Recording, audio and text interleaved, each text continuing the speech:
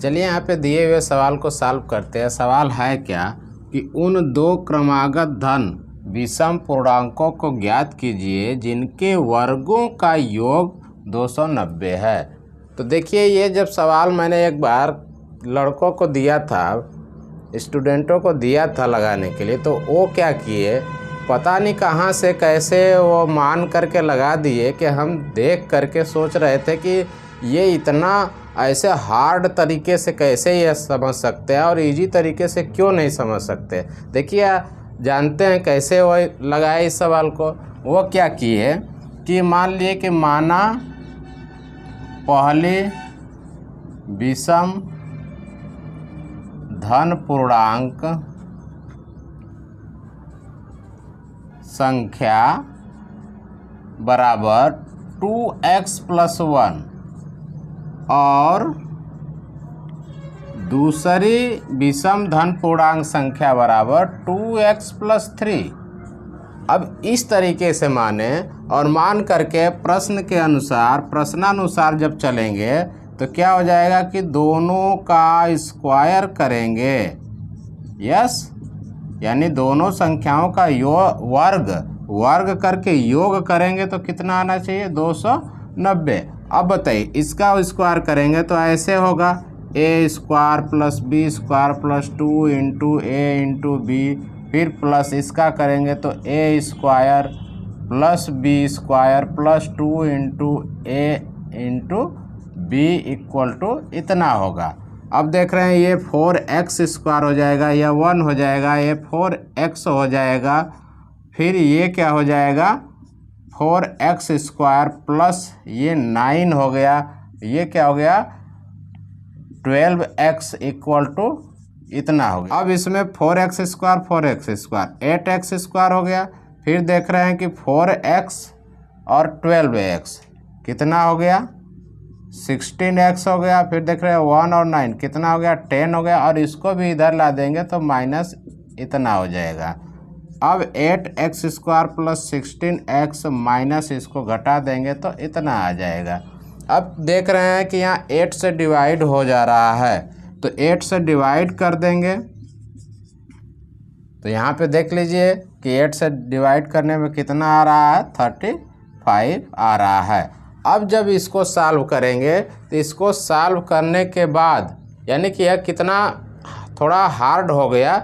जब हमें कोई भी रास्ता नहीं होता है सवाल को सॉल्व करने के लिए तब ऐसे रास्ते चुनते हैं, नहीं तो ऐसे रास्ते नहीं चुनने चाहिए। अब x की वैल्यू निकालने के बाद पुनः यहाँ पे जा कर के x की वैल्यू रखेंगे, तब जाके पहली और दूसरी संख्या फाइंड होगी। लेकिन हमें ऐसी गलती नहीं करना है, हमें ऐसी गलती नहीं करना है कि हम ऐसे सवालों को इस तरीके से मान करके लगाएं।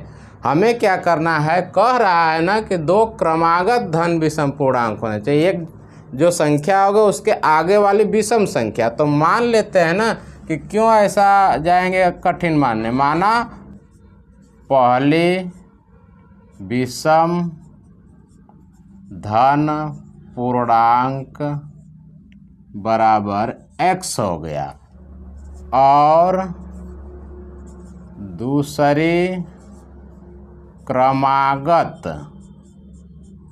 विषम धन पूर्णांक बराबर x + 2। अब ऐसा क्यों करते हैं हम, x माने और x + 2।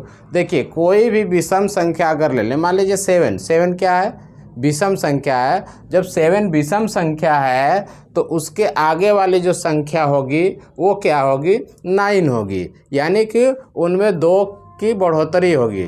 9 क्या है 7 से क्या है 2 अधिक है, यानी 2 जुड़ रहा है। कोई भी लीजिए, जैसे 25 के आगे 27, यानी यदि हम कोई भी क्रमागत विषम ले या सम ले, दोनों को हम इसी तरीके से मानेंगे। अगर इसको हम सम मान लेंगे तो इसके आगे वाली जो संख्या होगी उसमें भी 2 की बढ़ोतरी होगी, 2 ही अधिक होगा, यानी कि 2 को ही जोड़ना है। तो हम कभी भी सम या विषम की ऐसे क्रमागत संख्याओं की बात आएगी तो हमें x मान लीजिए और उसमें 2 जोड़ दीजिए, आगे वाली संख्या फाइंड हो जाएगी। यानी कि हम मान लिए दो संख्याएं हमारा क्या है, विषम संख्या हमारी पहली x है, दूसरी उसके ठीक आगे वाली संख्या यानी 2 अधिक होगा तो 2 जोड़ेंगे।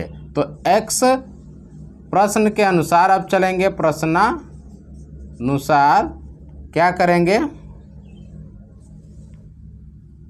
x square plus x plus 2 whole square equal to 290।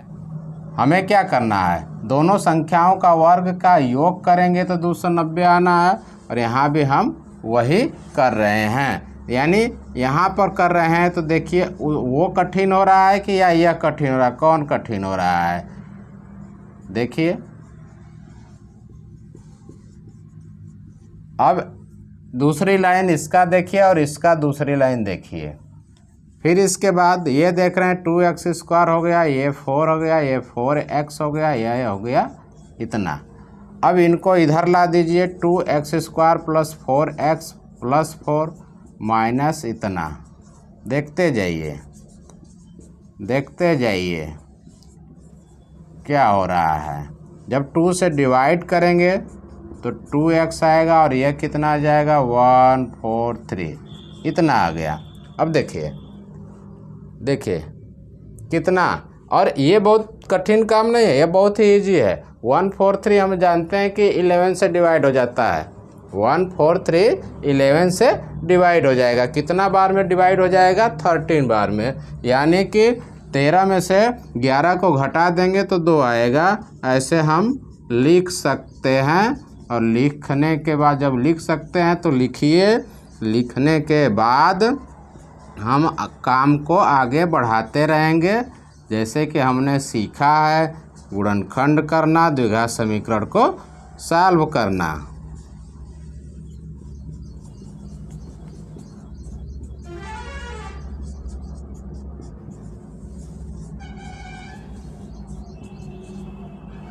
तो देख रहे हैं कि यहाँ पहुँच गए हम, 2 ब्रैकेट के पास पहुँच गए। अब यहाँ पे सॉल्व हो चुका है। देखिए नीचे आपको दिखाई नहीं देगा इसलिए हम बगल में लिखते हैं। यहाँ क्या हो जाएगा, x प्लस 13 इक्वल टू 0, तो x इक्वल टू -13, जबकि x plus 11 equal to x minus 11 है इक्वल टू 0, तो x इक्वल टू 11 हो गया। अब यहाँ पे हमें क्या करना होता है कि जो माइनस ऋणात्मक आती है उन्हें छोड़ देना होता है, जो धनात्मक आती है उन्हें लेना होता है। यानी कि धनात्मक संख्याएं वास्तविक संख्याएं होती है, जबकि ऋणात्मक संख्याएं काल्पनिक होती हैं, जिनको हम नहीं लेंगे। जहाँ ऋणात्मक की ज़रूरत होती है वो अलग चीज़ें होती है, लेकिन यहाँ पे हम ऋणात्मक को छोड़ देते हैं, धनात्मक को लेकर के कार्य करेंगे। तो हमें पहली संख्या क्या आ जाएगी, पहली संख्या x है तो 11 आ गई, और दूसरी संख्या क्या आ गई, x प्लस 2 है तो 11 प्लस 2 होगा तो 13 आ जाएगा। यानी आंसर हमारा हो गया 11 एंड 13। और यहाँ पर भी सॉल्व करेंगे तो वही आने वाला, लेकिन ये जो स्थिति बन रही है ये थोड़ा हार्ड बन रही है, और ये मानने का तरीका कुछ अजीब तरीका। तो हमने देखा कि ऐसे सवालों को जब बच्चे सॉल्व कर सकते हैं तो ये इजीली तरीका क्यों नहीं सॉल्व कर सकते, लेकिन उनके दिमाग में ये जल्दी नहीं भरता है, ये कैसे भर गया, सोचने वाली बात हो जाती है। तो हमें क्या करना है, हमारे अपने माइंड को फ्रेश रखना है, और इनके तर्क जो होते हैं, तर्क को समझना होता है। तर्क को अगर जो व्यक्ति समझ लिया ना, जो स्टूडेंट समझ लिया, उसको कोई भी ऐसी लिखित सवालें कठिन होने वाली नहीं है। बहुत ही इजी तरीके से और आसान और जल्दी से उसको सॉल्व कर सकता है। उसे लगेगा कि अरे ये तो बहुत ही फालतू सवाल लग रहा है, ये सवाल है क्या है, ये तो लग रहा है छोटे बच्चों का सवाल है, ऐसा समझ में आने लगेगा। तो ऐसे ही वीडियो के लिए बने रहिए हमारे YouTube channel your future life के साथ। पूरा वीडियो देखने के लिए धन्यवाद।